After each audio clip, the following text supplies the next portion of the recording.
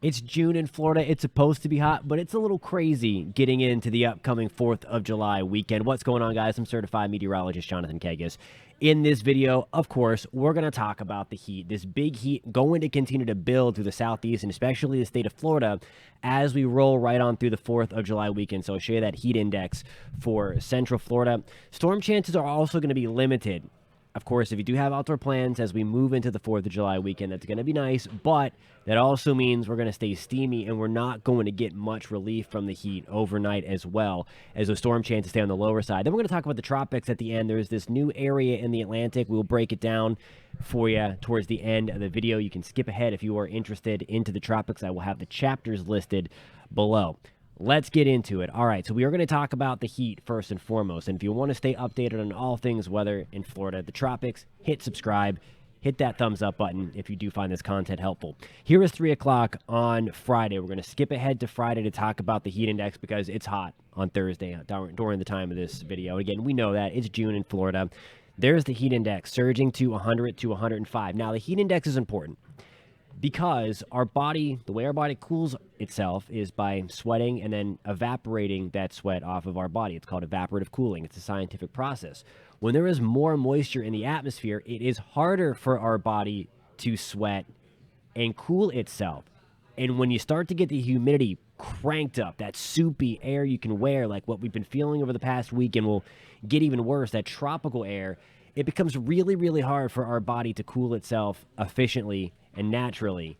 And that's why you need to limit your time outside. I know you guys know, drink plenty of water, light colored clothing. You know that drill. But this is when it starts to get a little dicey outside again. I want to take you into the weekend because this is going to build a little bit further. We're talking on Saturday more like 100 to 105, maybe even up to 106.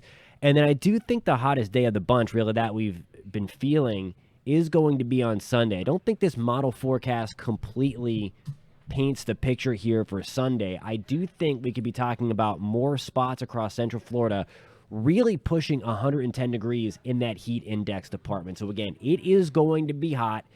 Have your 4th of July celebrations at the pool because it is going to be ugly again on Sunday. Actual air temperatures in Central Florida going to be pushing the upper 90s.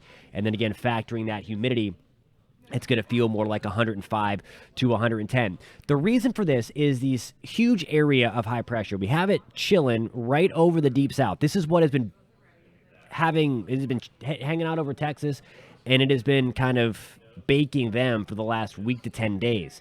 This is now moving a little bit closer to Florida. It's been kind of moving across the deep south and taking the heat with it.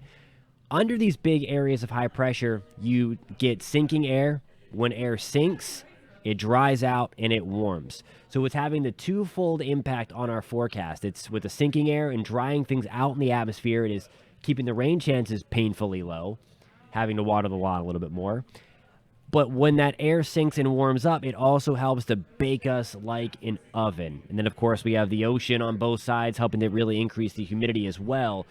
So the combination of all that is really what is going to allow us to just bake right on in through the 4th of July weekend. And you see that high just kind of meandering in that realm. I want to show you a statewide look now at the future radar. We'll take it back and we're going to start things with Thursday evening if you have plans to start the holiday weekend early. I know it's an extended one this time.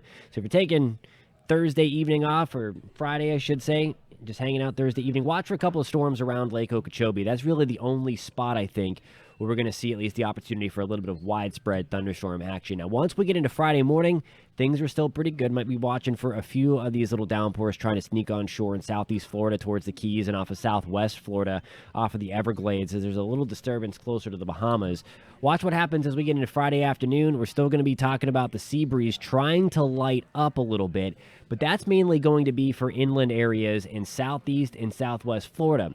Note there's not much going on towards Orlando, Tampa, St. Pete, Sarasota, toward Pensacola, Tallahassee, into Jacksonville, Palm Coast, St. Augustine. That is because we are much closer to that vicinity of that big area of high pressure where the air is sinking. So that is going to have a much higher tendency to keep us on the drier side getting into the start of 4th of July weekend, we're going to have the better opportunity again in South Florida and kind of see the collision of the sea breezes south of Lake Okeechobee as well to get you in a Friday evening. So again, if you're grilling for the weekend, if you're hanging out late out night on the patio, just watch out for a few thunderstorms. Again, Lake Okeechobee points south and then right along the coast as those sea breezes kind of come in. You see it there, though. We are mainly dry, Panhandle, and then through Central Florida, Gulf Coast of Florida, Big Bend, Nature Coast, First Coast. We're looking very, very good. Treasure Coast, that's where we're going to start to look, I think, for a few more thunderstorms in the mix. All right, as promised, tropical update for you, and the good news is there's really nothing going on. There's one area that the Hurricane Center has highlighted. It's hanging out in the Central Atlantic, right around Bermuda. It's not organized. It is producing a decent amount of thunderstorms, though. You see the different oranges and yellows in there. That's the colder cloud tops being picked up by the infrared satellite. Here is Bermuda for reference. It is kind of pulling up some thunderstorms over Puerto Rico, over to the Virgin Islands. So if you're heading in that direction, if you're watching from parts of the Northern Caribbean, that is why we are getting the thunderstorms today. The nice cooling thunderstorms. Don't want all the rain at once, but we've been in a drought. We need the rain, and it's been really hot. But you see it there, kind of that little circulation is just pulling up some of that moisture out of the Caribbean, and we are the beneficiary of that across parts of the Virgin Islands and Puerto Rico. Now, in terms of development, again, there's an opportunity for it to develop in this yellow shaded area. Guidance really isn't biting on a lot of it. Again, it could get its act together over the next few days, but regardless, this is not going to be a player in Florida's forecast, certainly. And this likely won't even hit the United States. If it does kind of drift, it would maybe clip northeastern Maine and then maybe send its moisture to Nova Scotia, which they desperately need that because of the wildfires burning on the southern tip of Nova Scotia. Hey, thanks so much, guys, for tuning in. If you found this video helpful, if you want to stay up to date on all things weather, again, hit that thumbs up button. You have to hit subscribe, too, to stay updated. If you want to be alerted anytime we post new content, hit that alert bell as well, and you will know when we put together some fresh weather content. Thanks so much, guys, for tuning in. We'll catch you next time.